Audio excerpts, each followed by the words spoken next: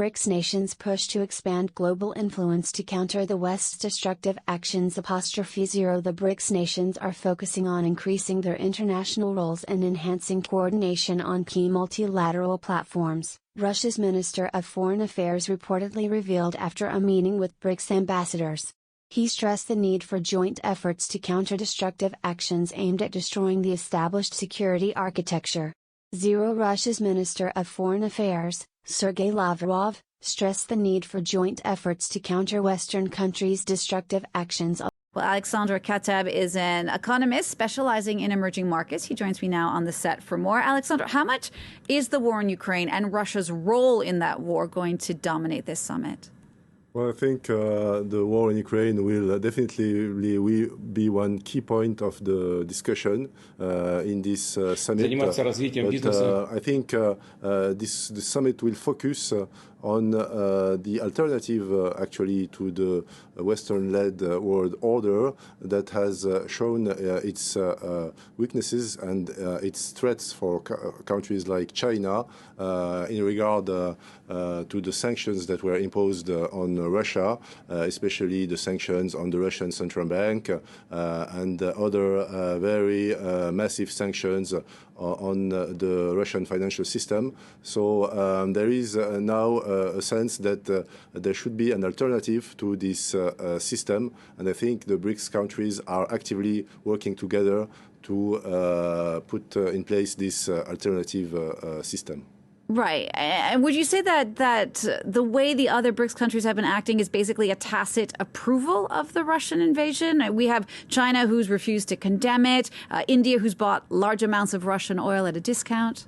Right. I think it's not about tacitly or approving or explicitly approving these actions. As Charles de Gaulle once said, states have no friends, they have only interests. And this is what this summit shows, actually. All these countries know that this crisis will have an end, that the war in Ukraine will have an end, but that the long-term challenges that these countries are facing together will not fade away with the end of the war, and that actually it makes sense for them to consolidate their ties with Russia, especially in the energy sector.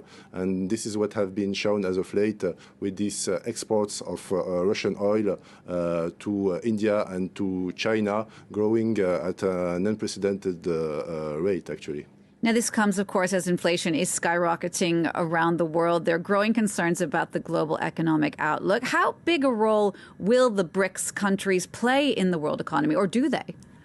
I think they already play an important role. I think this role will grow even more and bigger in the future, because what this crisis and other crises that we have been through have shown that there is not a really very effective mechanism to ensure coordination at the global level.